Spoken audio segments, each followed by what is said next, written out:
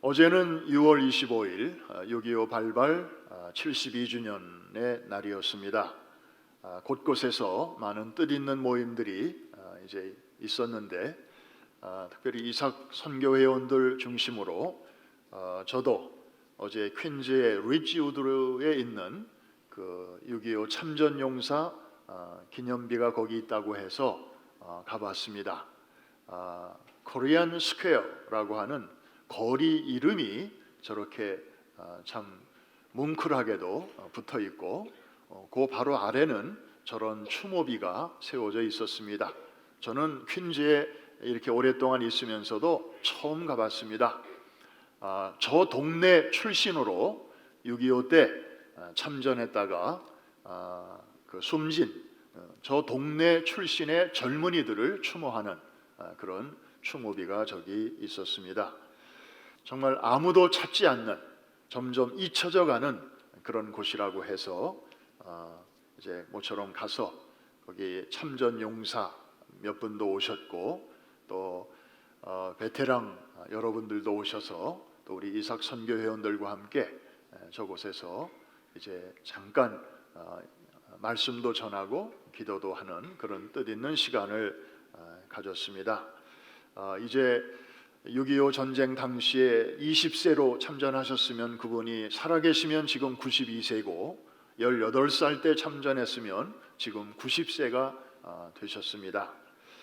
정말 그때 그분들의 숭고한 그 희생을 통해 자유와 행복의 그늘이 이렇게 만들어져서 오늘날 우리가 그 그늘을 이렇게 누리고 있음을 생각하면서 마음 깊이 우리가 그분들의 얼굴도 모르고 이름도 잘 모르지만 얼마나 고마운 마음을 가졌는지 모릅니다.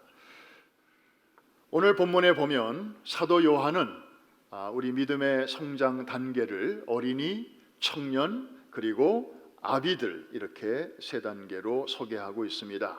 물론 육체적인 연령적으로도 그렇게 말하기도 하지만 많은 주석들을 보면 이것은 이제 모든 성도들을 가리키는 표현인데 영적인 상태에 따라서 이렇게 세 가지로 나누는 것이다.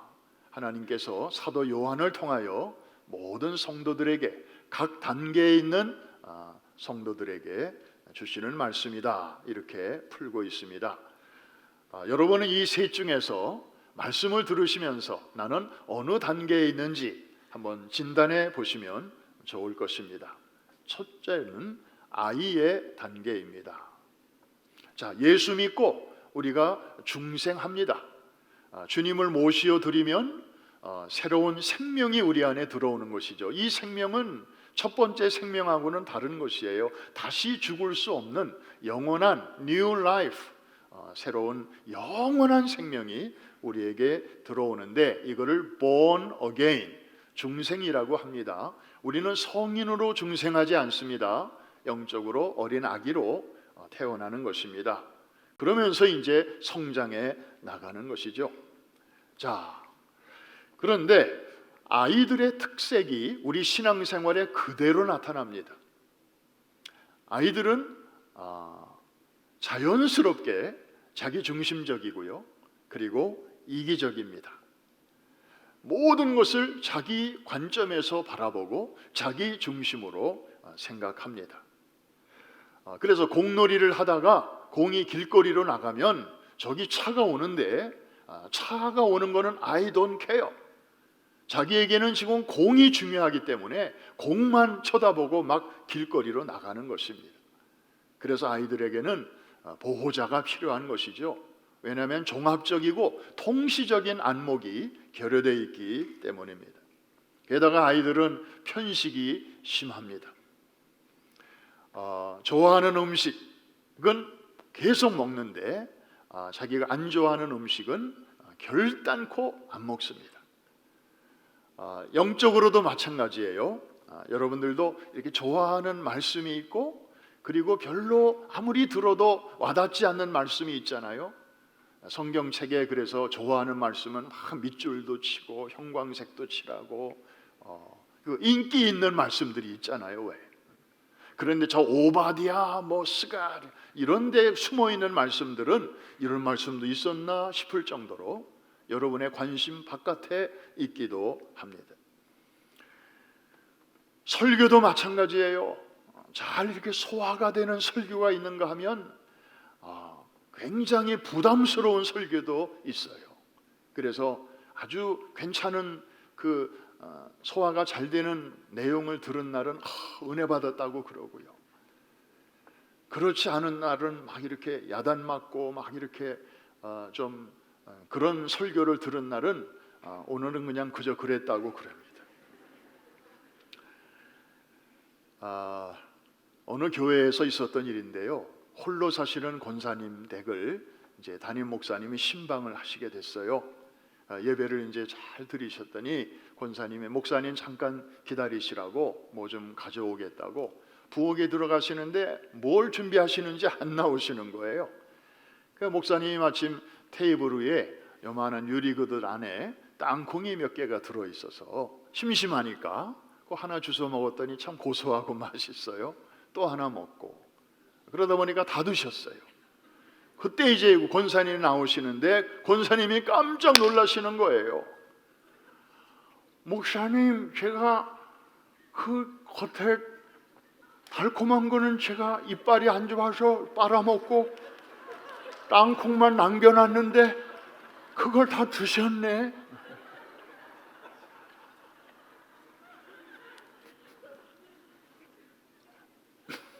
여러분, 이게 웃을 일이 아니에요. 우리가 영적으로 얼마든지 그럴 수 있어요. 그냥 달콤한 것만 척척 빨아먹고 좀 딱딱한 거 아유 이건 싫어 하고 다 뱉어놓고,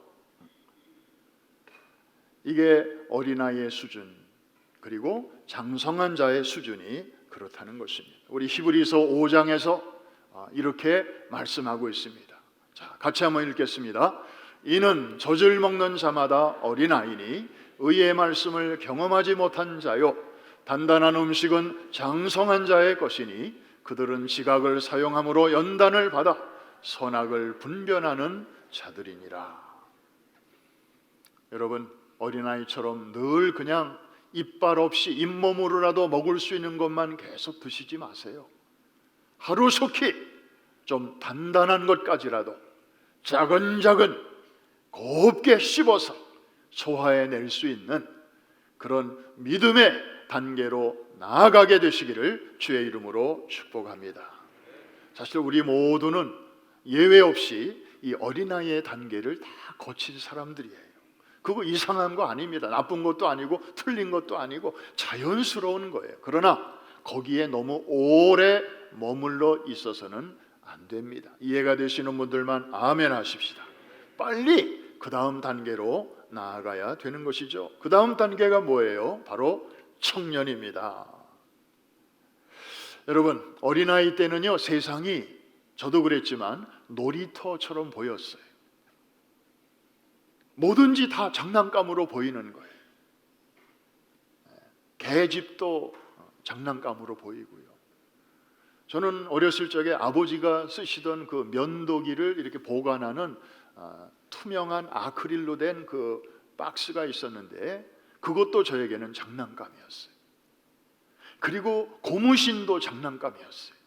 물 위에다가 고무신으로 배를 만들어 가지고 이렇게 막 띄우고, 뭐든지 세상이 다 놀이터로 보이는 천진난만한 그런 시절이었죠. 그러나 커서 청년이 돼 보니까 세상은 치열한 전쟁터라고 하는 것을 이제 알게 되었습니다. 어렸을 적에는 영장이 안 나와요. 그런데 청년이 되면 나라에서 이제 군인으로 들어오라는 그 징집 영장이 나오게 합니다. 요즘은 여성들도 지원해서 가기도 합니다. 그래서 신앙의 단계에서 이 청년의 단계는 이제 영적 전쟁을 치열하게 치르는 그런 단계죠. 그래서 우리 오늘 본문 14절을 보면 이제 하나님께서 우리 아이들에게, 영적으로 어린이들에게 주시는 말씀이 있고, 그 다음에 아비들에게 주시는 말씀이 있고, 맨 마지막에 청년들에게 주시는 말씀이 있는데, 우리 같이 한번 읽겠습니다. 시작. 아이들아, 내가 너희에게 쓴 것은 너희가 아버지를 알았으며, 아비들아, 내가 너희에게 쓴 것은 너희가 태초부터 계신 이를 알았으며, 청년들아, 내가 너희에게 쓴 것은 너희가 강하고 하나님의 말씀이 너희 안에 거하시며 너희가 흉악한 자를 어떻게 하였음이라? 이기었음이라. 흉악한 자를 이기었다는 말, 이기었다는 말은 싸움을 전제로 한 말이죠. 아이들에게는 저런 표현 없었고, 아비들에게도, 시니어들, 어른들에게도 저런 표현 안 썼습니다. 그런데 청년들에게만 쓰고 있습니다. 전쟁 용어, 전투 용어가 등장하기 시작하는 것입니다. 이게 바로 청년의 때죠. 제가 언젠가 우리 청년들에게 물어봤습니다. 청년 때 가장 힘든 전쟁이 뭘까? 그랬더니 어느 청년이, 믿음 좋은 청년이에요, 손을 들더니 영적 전쟁 아닐까요? 과연 똑똑하구나. 그런데 제가 원하는 대답은 그게 아니었어요. 외로워.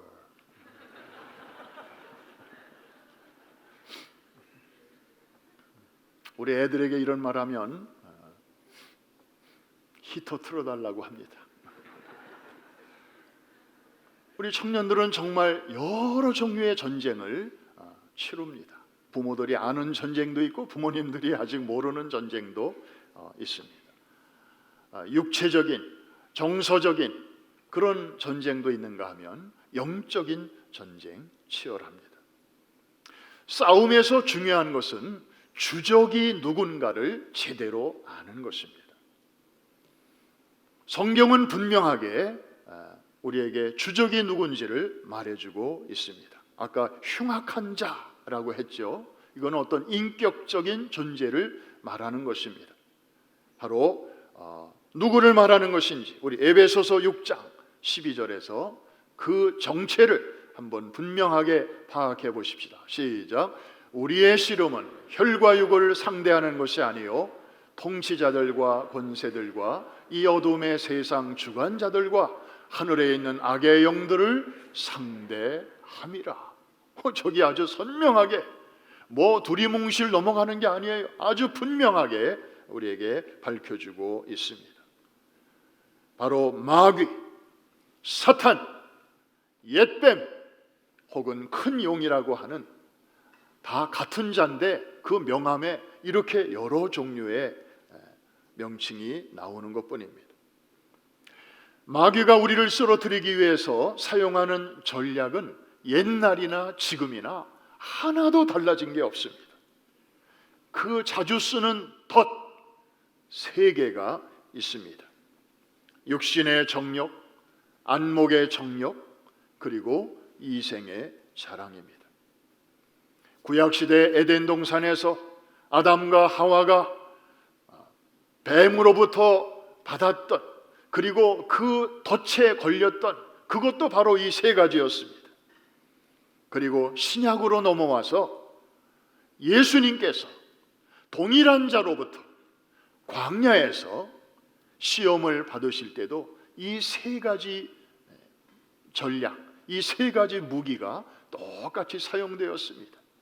구약 시대나 예수님 시대나 그리고 우리 시대나 육신의 정욕, 안목의 정욕, 이생의 자랑. 그래서 마귀는 이 문제를 출제할 때 새로운 문제를 출제할 줄 모르는 것 같아요. 우리 성서대학 시험 문제랑 비슷한 것 같아요. 성서대학이 27년이 지났는데 시험 문제가 똑같아요. 그래서 남편이 먼저 하고 그 다음에 아내한테 문제를 이렇게 가르쳐 주기도 해서 한 5, 6년 전에 조금 바꿔봤어요. 그런데 거의 달라진 게 없어요. 그런데 마귀가 출제하는 이 3가지 시험 문제는 예나 지금이나 달라질 줄 모릅니다. 무식해서가 아닙니다. 시대에 뒤떨어져서도 아닙니다.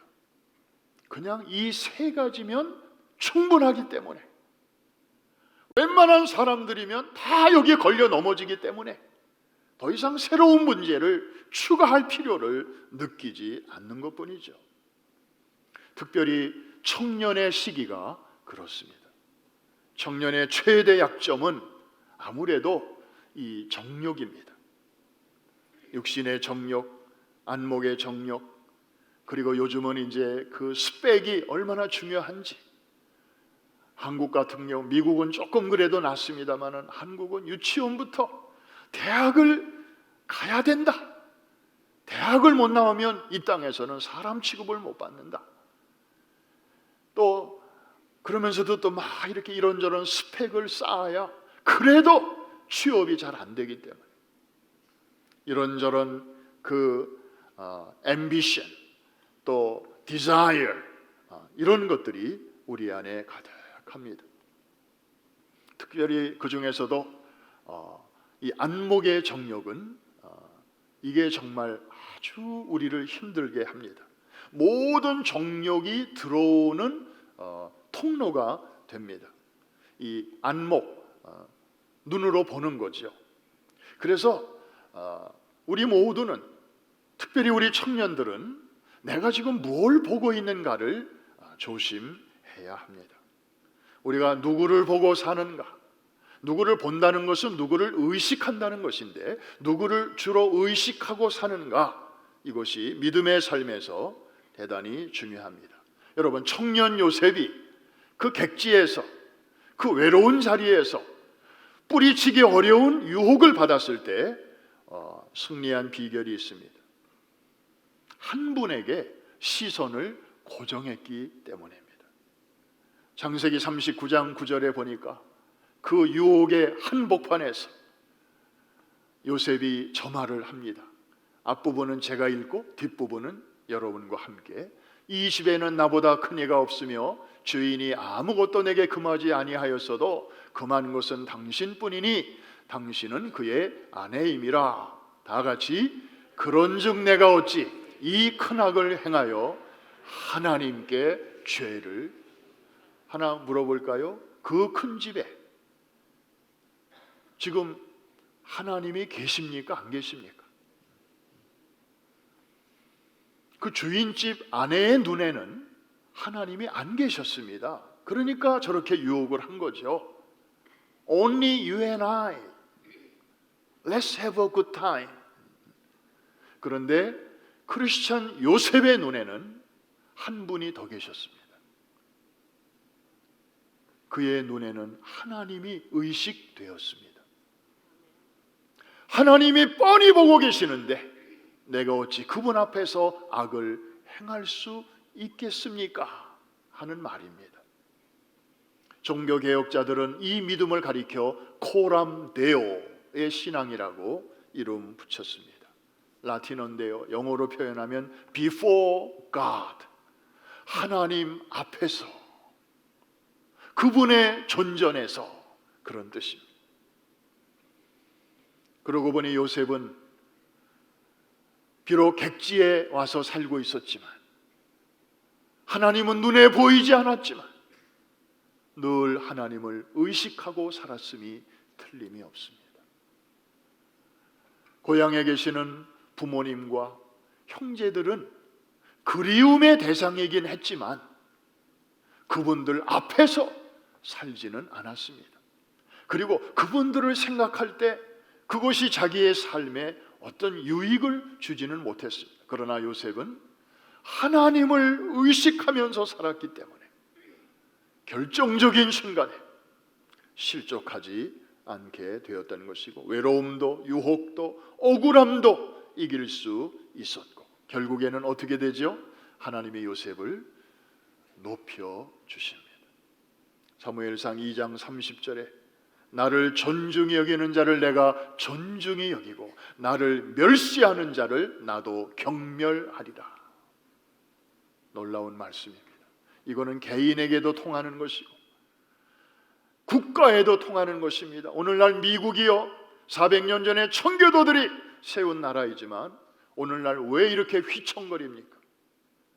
대법원 판결로 결혼의 정의를 바꿔버리고 성경과 반대되는 방향으로 나가고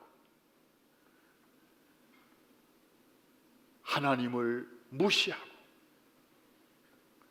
미안한 얘기입니다마는 하버드 대학의 교목이 몇 년 전에 새로 오셨는데 그분은 크리스찬이 아닌 분이 교목으로 오셨다는 거예요. 크리스찬일 필요가 꼭 없다는 거예요. 목회자 양성하는 기관으로 세워진 그 대학이 400년 만에 이렇게 엉뚱한 길로 가고 있습니다. 미국이 하나님을 존중히 여길 때 하나님이 미국을 다시 이 마지막 때에 하나님의 귀한 제사장 국가로 회복시켜 주실 줄로 믿습니다. 한번 저를 따라해 주시기 바랍니다. 하나님의 말씀이네. 나를 존중히 여기는 자를 나도 존중히 여기고 나를 멸시하는 자를 내가 경멸하리라. 범사에 하나님을 의식하며 사시기를 주의 이름으로 축복합니다. 하나님을 높여보시기를 바랍니다. 그분이 여러분을 높여 주실 것입니다. 그러므로 우리의 시선을 주님께 우리는 돌려야 합니다. 믿음의 주여 온전케 하시는 이인 예수를 날마다 바라보며 시시때때로 그분을 기억하며 살아가야 될 줄로 믿습니다. 24 hours, 7 days 여러분의 시선을 주님께 고정하시는 이 훈련에 성공자들이 되시기를 주의 이름으로 축원합니다. 그런 분들이 바로 영적인 청년들입니다. 마지막 세 번째로는 우리가 마침내 도달해야 할 인생의 마지막 신앙의 단계가 있습니다. 바로 아비의 단계입니다. 자, 13절 같이 한번 보겠습니다. 다 같이 아비들아 내가 너에게 쓰는 것은 너희가 태초부터 계신 이를 알았음이요. 거기까지. 아비의 특징은 그분을 잘 아는 사람입니다. 나를 이 땅에 보내신 분, 나의 참 주인, 그분을 제대로 알고 그렇게 사는 사람들입니다. 저는 엊그제 우리 교회 성도 중에 현존하는 성도 중에 아마 최고령이실 거예요. 우리 송영애 전도사님의 모친 되시는 최 권사님을 위독하시다고 해서 주말에 아파트로 어쩌면 다시 못 뵐 수도 있겠다 싶어서 신방을 다녀왔습니다. 102세이십니다. 102세. 참 평생 비교적 건강하게 최근까지도 사셨습니다.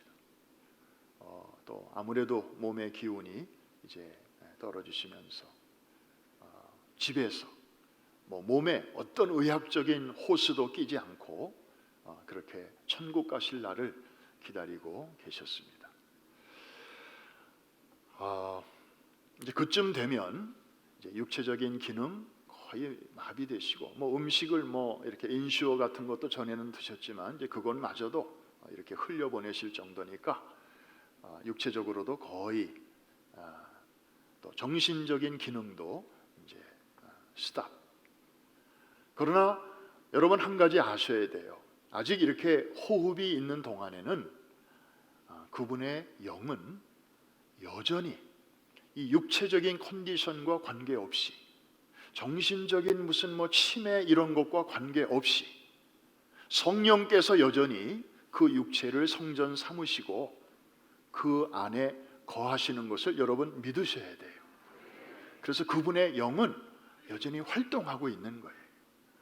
그래서 이제 우리가 같이 찬송을 이제 불렀는데 어머니가 평소에 무슨 찬송을 좋아하십니까? 그랬더니 거기 따님 세 분이 모여 있다가 이구동성으로 딱 나오는데 저는 찬송가 몇 장이에요? 이렇게 나올 줄 알았어요. 그런데 놀랍게도 하나님의 은혜라는 찬양을 좋아하셨다는 거예요. 그냥 좋아하신 게 아니고 자주 들으실 뿐만 아니라 그 악보를 이렇게 카피를 하나 얻으셔가지고, 근데 이제 가사가 작잖아요, 사이즈가.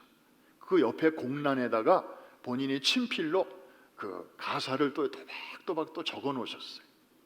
그 오른쪽에는 악보가 있고 왼쪽 공간에는 가사가 이렇게 큰 글씨로 적혀져 있고, 그러니까 이분이 늘 그 찬양을 부르셨던 거예요, 의식이 있으실 때까지. 이 찬양은 사실 우리 권사님들은 잘 안 부르시는 찬양이거든요. 근데 100세가 넘으신 분이 이 찬양을 그렇게 좋아하셨다. 그래서 그 침상에서 이 찬양을 부르는데, 우리가 늘 교회에서도 부르고 목장에서도 부르잖아요. 그런데 그 임종의 자리에서 그 찬양을 부르는데 곡이 완전히 새롭게 또 다가오더라고요. 나를 지으신 이가 하나님, 나를 보내신 이도 하나님, 나를 부르신 이도 하나님, 나의 나 된 것은 다 하나님 은혜라. 한량없는 은혜, 감당할 수 없는 은혜, 나를 에워싸는 그 은혜. 그리고 그분이 부르시면 나는 주저없이 달려가 그 땅을 밟겠습니다. 정말 천국을 바라보는 그 시니어의 그 신앙으로 이 찬송을 이렇게 부르셨을 그걸 생각하니까, 이분은 정말 누가 자기를 이 땅에 보내셨는지, 102년 전에 누가 보내셨는지, 그리고 1970년 그 한국인들도 별로 많지 않은 그때에 누가 자기를 간호사로 뉴욕에 보내셨는지, 그리고 그 어려운 여건 속에서, 인종차별과 여러 가지 어려운 여건 속에서 믿음으로 이렇게 헤쳐나갈 때 누가 나를 도와주셨는지 너무나 분명하게 아는 분임에 틀림이 없다. 여러분, 아비들아, 내가 너희에게 쓰는 것은 너희가 태초부터 계신 이를 알았음이니라. 여러분, 이 인생을 오래 사신 분들에게는요, 육신의 정욕, 안목의 정욕, 이생의 자랑, 그런 거는 별로 그렇게 that's not a big deal, 그렇게 중요한 무슨 그런 거 다 지나가잖아요.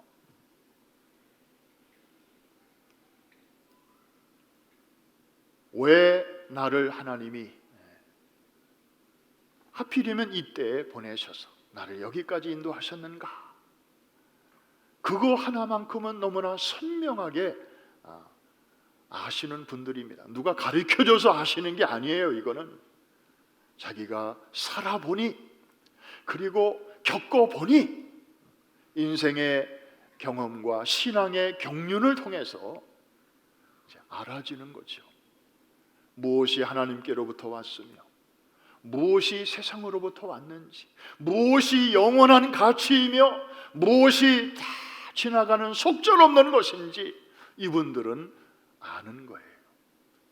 그리고 이것을 뒤따라오는 후배들에게, 젊은이들에게, 청년들에게, 다음 세대들에게 알려주고 싶은 것이죠.